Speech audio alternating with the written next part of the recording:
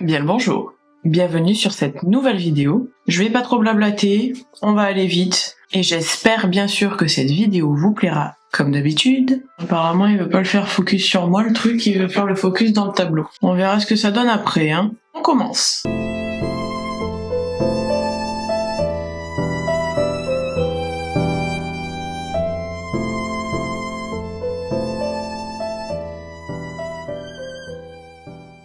Un petit peu de Sanitol, ça fait pas de mal.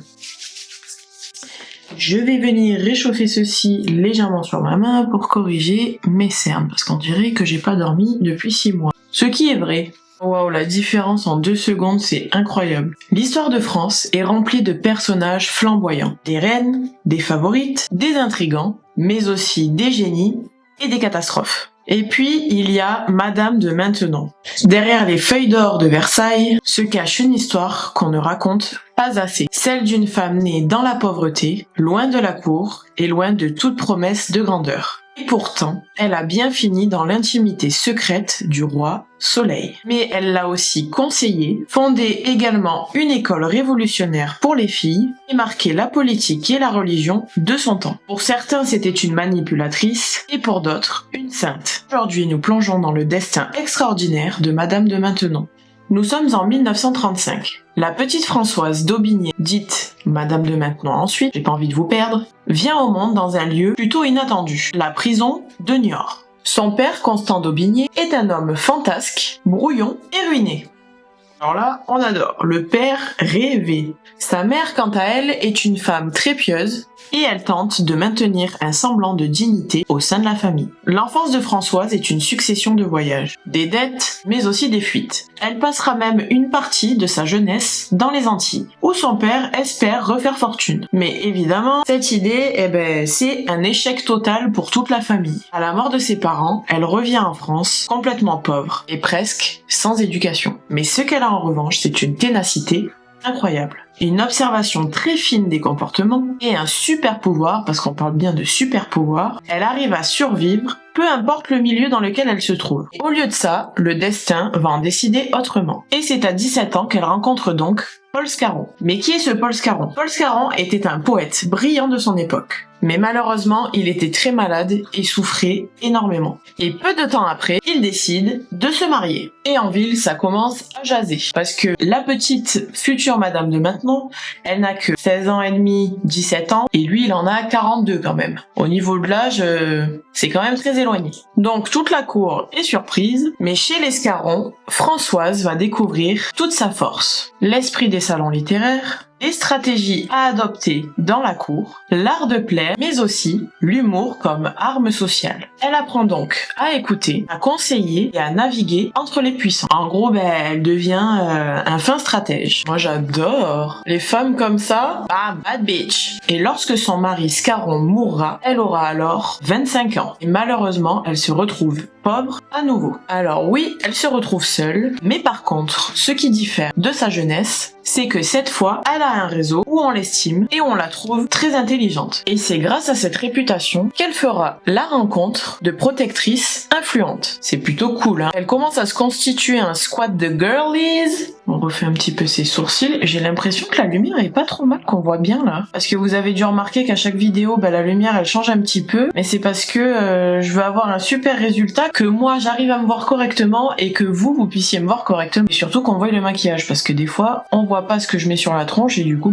ça a pas de sens. On a des beaux sourcils maintenant, pour faire la gueule. Et c'est grâce à ces protectrices qu'elle obtiendra un poste aussi modeste que stratégique, la gouvernante des enfants illégitimes de Louis XIV et de sa favorite, Madame de Montespan. Personne ne le sait alors, mais ça va la propulser, la belle. Elle soignera donc leurs enfants, les éduquera, leur offrira une stabilité que même eux n'avaient jamais connue auparavant. Alors vous imaginez bien que le petit roi Louis XIV, il l'observe. Il aime qu'on prenne soin de sa progéniture. Il aime aussi son intelligence tranquille, une femme qui ne cherche ni scandale, ni rivalité. Pour la récompenser, il va lui offrir une terre, Maintenon. Vous comprenez pourquoi elle s'appelle Madame de Maintenon maintenant ? Voilà, maintenant vous savez. savez.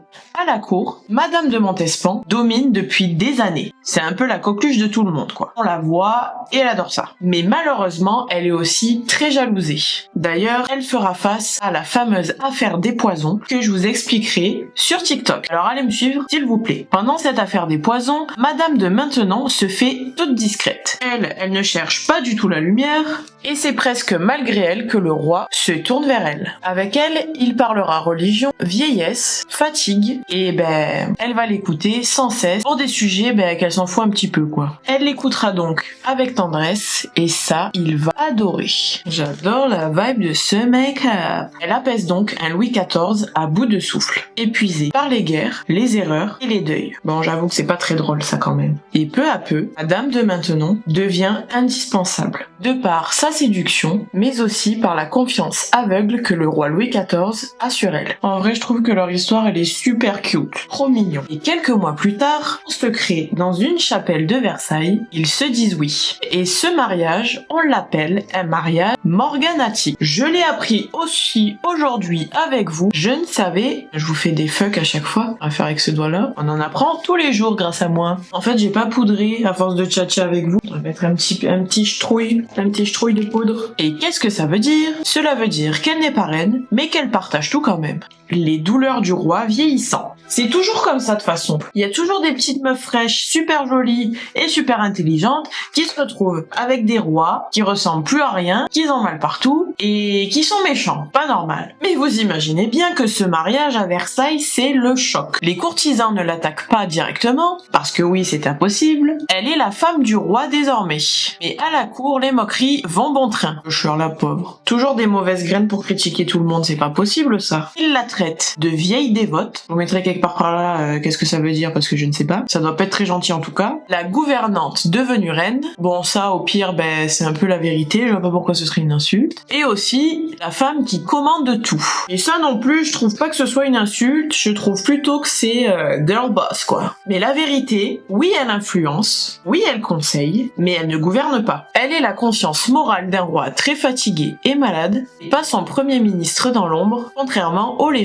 Parce que oui, Madame de Maintenon a souvent été accusée pour avoir poussé le roi Louis XIV vers le rigorisme religieux, notamment sur un sujet brûlant à l'époque, les protestants. La révocation de l'édit de Nantes qui prive les protestants de leurs droits est parfois présentée comme une idée de Madame de Maintenon. Rien à voir. La réalité est plus complexe que ça. Le roi avait en tête cette idée depuis bien longtemps, mais elle pensait surtout qu'un royaume uni spirituellement serait bien plus fort et plus stable. Et elle avait pas tort. C'était d'ailleurs une idée très représentative du XVIIe siècle. Je vais pas mettre ça parce que si je commence à tout mélanger, mon make-up et celui d'ici, je me retrouve pour aller travailler le lendemain et j'ai plus de make-up dans ma salle de bain. Je dois sortir dans mon studio en pyjama. Et ça, ça me plaît pas trop parce que je l'ai déjà fait 2 fois. Donc, Madame de Maintenon n'est pas une manipulatrice comme on le dit si bien, ni une figure féministe avant l'heure. Juste une femme profondément attachée à la religion et convaincue qu'elle doit guider le roi vers une fin de vie très pieuse. S'il n'y avait qu'une seule trace à retenir de Madame de Maintenon, ce serait Saint-Cyr. Fondée en 1686, la Maison Royale de Saint-Louis est une école révolutionnaire pour jeunes filles nobles mais pauvres comme elle. Elles y apprennent la littérature, la musique, les langues, l'histoire et même la gestion d'un foyer. C'est d'ailleurs une éducation très avant-gardiste. Éduquer les femmes, leur donner une place, mais surtout un rôle dans la société et une dignité sociale. À Saint-Cyr, Madame de Maintenon n'est pas la femme du roi. Elle est une éducatrice et une réformatrice. Et c'est là qu'elle se révélera. Mais le 1er septembre 1715, le roi Louis XIV décède, après 72 ans de règne. Madame de Maintenon quitte alors définitivement Versailles et elle retourne à Saint-Cyr, là où elle vivait déjà partiellement, parce qu'elle aimait beaucoup être là-bas. Et c'est à Saint-Cyr qu'elle se consacrera aux élèves, aux prières